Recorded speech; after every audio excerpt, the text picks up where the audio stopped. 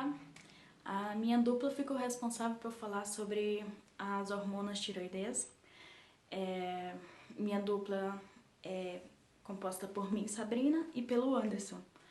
Ao longo do vídeo vamos falar as funções, quem são secretadas, os efeitos e as patologias que pode causar. A glândula tireoideia é uma glândula endócrina, a maior glândula endócrina que tem no corpo. Ela está situada por debaixo da laringe. Ela secreta a tiroxina, que é a T4, e a triiodotironina, que é a T3. Ademais dessas duas hormonas, também é secretada a calcitonina, que é uma hormona muito importante para o metabolismo do cálcio. Essa secreção, ela está controlada pela tirotropina, conhecida também como TSH, que é a hormona estimuladora da tireoide. É ela que vai ser responsável pela secreção dessas hormonas na tireoide. A função principal dessas hormonas é incrementar a atividade metabólica de alguns tecidos. E o desequilíbrio, seja uma elevação exagerada ou uma diminuição também exagerada, pode desencadear as famosas enfermidades, hipertireoidismo e hipotireoidismo. Ou se o ninho nascer com a ausência da glândula tireoide, pode ocorrer o cretinismo, que vamos ver mais adelante. Vou falar agora sobre os efeitos dessas hormonas em alguns tecidos e no crescimento. No crescimento, essas hormonas geralmente se manifestam mais e você vai ver mais em ninho em idade de desarrollo. Isso você pode ver seja em ninhos de hipotireoidismo ou hipertireoidismo, você pode associar porque geralmente são ninhos muito pequenos, muito baixinhos, ou hipertireoidismo com crianças muito altas, com braços largos, pernas largas. Você pode começar a associar isso, porque para certas idades a criança deveria ter aquela altura e geralmente está mais alta, está mais baixa. Então já pode ter uma evidência aí sobre isso. A altura é uma evidência já. E também há no fetos, como eu disse, a hormona em fetos, ela estimula o crescimento do feto e o desarrollo cerebral. Caso a criança acabe nascendo sem a glândula tireoide, ou então com demasiado baixo a secreção das hormonas, a criança será mais pequena e seu desenvolvimento cerebral será bem lento. E quando já se diagnostica, o importante é fazer o tratamento específico nos primeiros dias ou na primeira semana de vida do feto. Um tratamento adequado é muito indicado, é preciso, porque a criança pode ficar com sequelas que seriam retraso mental. Vou falar agora sobre nos tecidos, no metabolismo, realmente como essas hormonas trabalham.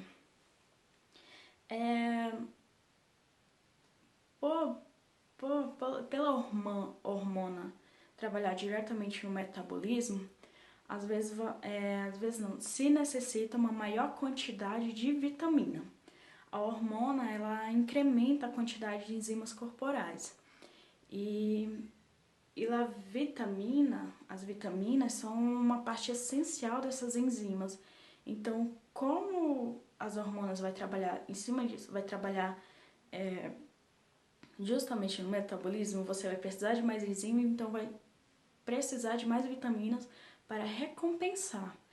Quando existe o hipertireoidismo, ou até mesmo só um pouquinho de excesso dessas hormonas, acontece que a pessoa pode ter um déficit de vitamina. Mas isso o próprio corpo garante, o próprio corpo cria mecanismo para compensar isso. As hormonas sobre o metabolismo basal.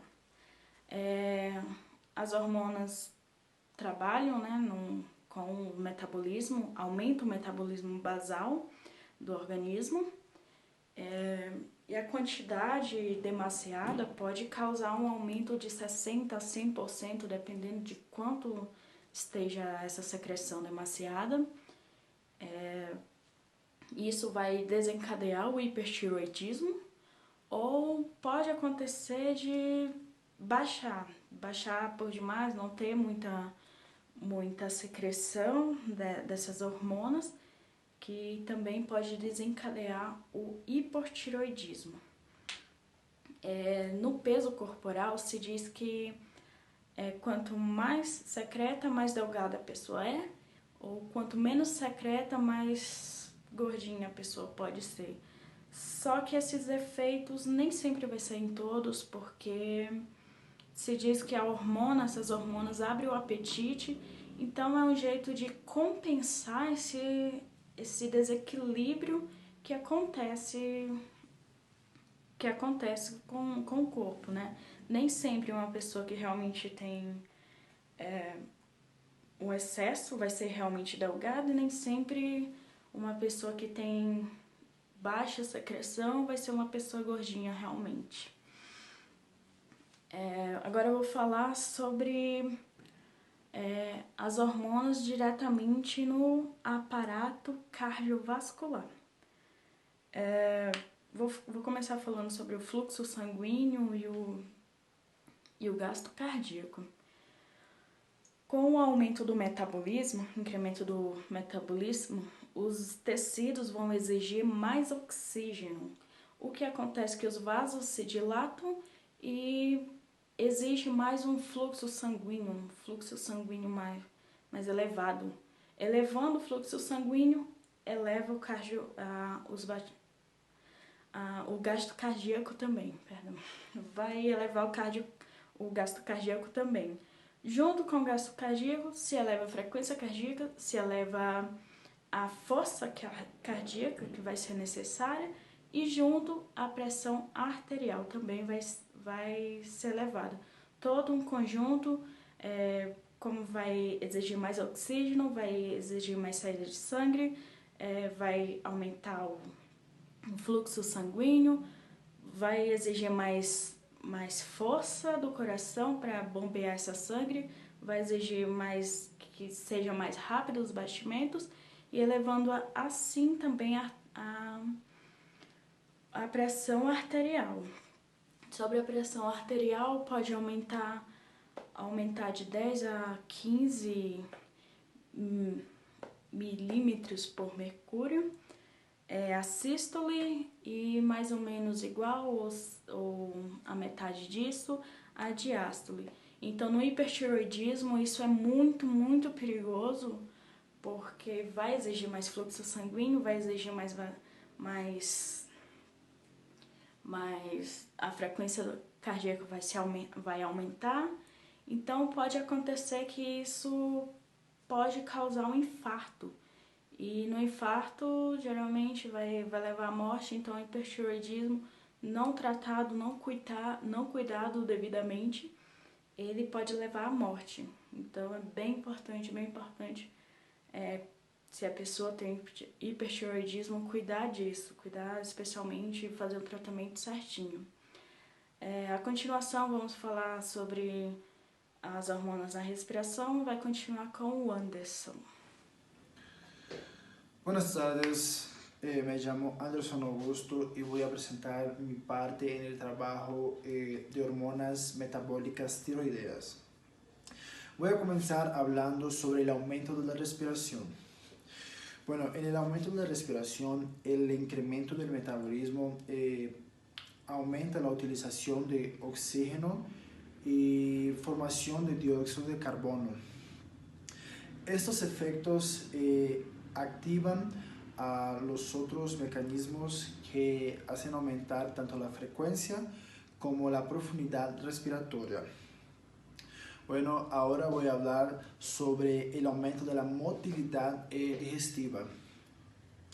Además del aumento de la motilidad digestiva, aumentar el apetito y también el consumo de alimentos, aspectos ya comentados, la hormona tiroidea favorece la secreción de jugos digestivos y también la motilidad del aparato digestivo. Por tanto, el hipertiroidismo tiene a menudo mucho a ver con la diarrea. Por tanto, y también la ausencia de la hormona tiroidea puede causar un estreñimiento. Bueno, ahora voy a hablar sobre los efectos excitadores sobre el sistema nervioso central. En general, la hormona tiroidea acelera la función cerebral, aunque los procesos del pensamiento pueden estar desasociados. Por lo contrario, la ausencia de la hormona tiroidea disminuye la rapidez de la función cerebral.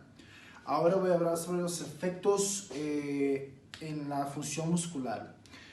Un ligero incremento desencadea una acción muscular energética. Pero si la cantidad de hormona resulta excesiva, los músculos se debilitan por el catabolismo excesivo de proteína. En cambio, la ausencia de la hormona tiroidea pueden reducir la actividad muscular y se puede reducir la actividad muscular y también se pueden relajar muy rápido lentamente, tras una concentración, tras la contracción.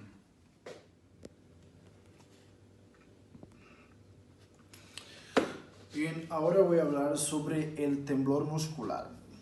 Uno de los signos más característicos del hipertiroidismo es un ligero temblor muscular. Este síntoma no se puede comparar al ostensible temblor que sería de la enfermedad de Parkinson o también en los escalofríos, ya que su frecuencia es muy rápida, es de 10 a 15 veces por segundo. Este síntoma, este temblor constituye en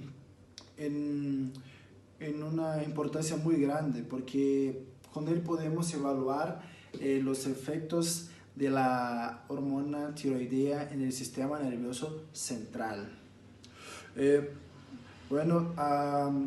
Ahora voy a hablar sobre el efecto que tiene en el sueño.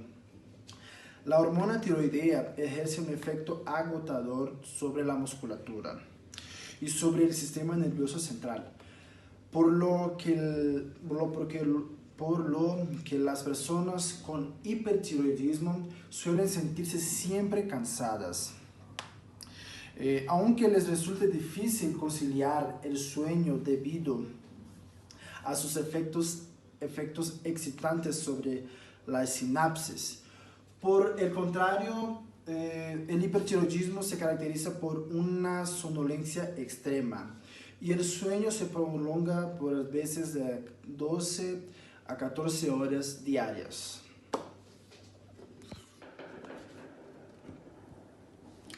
Ahora voy a hablar sobre enfermedades del tiroides. Comenzaré por el hipertiroidismo. En la mayoría de los pacientes con hipertiroidismo se observa un aumento de tamaño de la glándula tiroides que llega a duplicarse o hasta mismo triplicarse con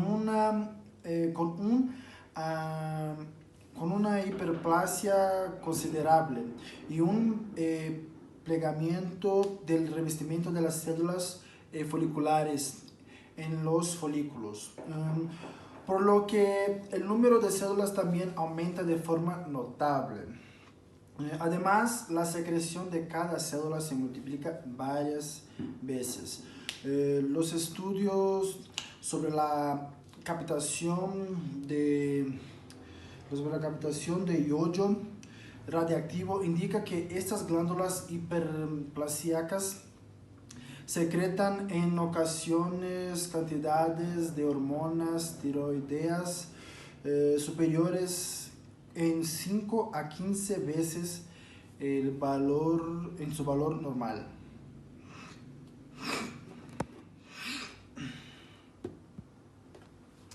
Continuando, voy a hablar del hipotiroidismo. En primer lugar, la glándula tiroides de casi todos estos pacientes sufre una tiroiditis autoinmunitaria, es decir, una inflamación del tiroides que provoca su deterioro progresivo y en última instancia la fibrosis de la glándula, con una secreción escasa o nula de hormonas tiroideas. Se conocen otros tipos de hipotiroidismo asociados a menudo al aumento de tamaño de la glándula tiroides denominados vacío tiroideo.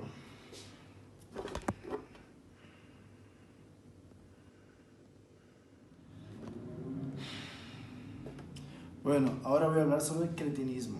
El cretinismo se debe a un hipotiroidismo extremo sufrido durante la vida fetal, la lactancia o en la infancia. Esta enfermedad se caracteriza especialmente por la falta de crecimiento y por retraso mental.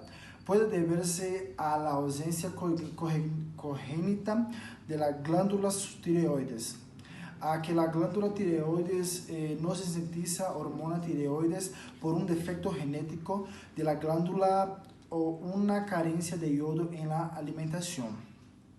Algunos neonatos que carecen de la glándula tiroides tienen un aspecto y una función normal, ya que recibieron cierta cantidad de hormonas tiroideas de la madre durante la vida uterina.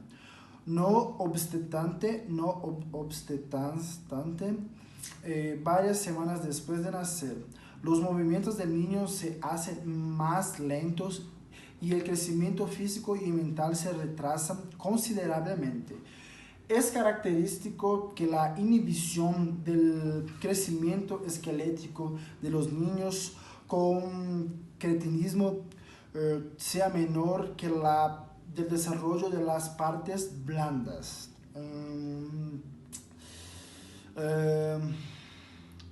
La consecuencia de este equilibrio,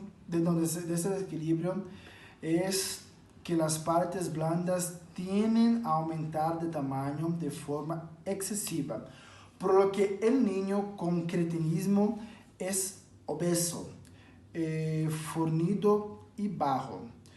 En ocasiones, el tamaño de la lengua aumenta demasiado en relación con el crecimiento esquelético y obstruye la deglutación y la respiración.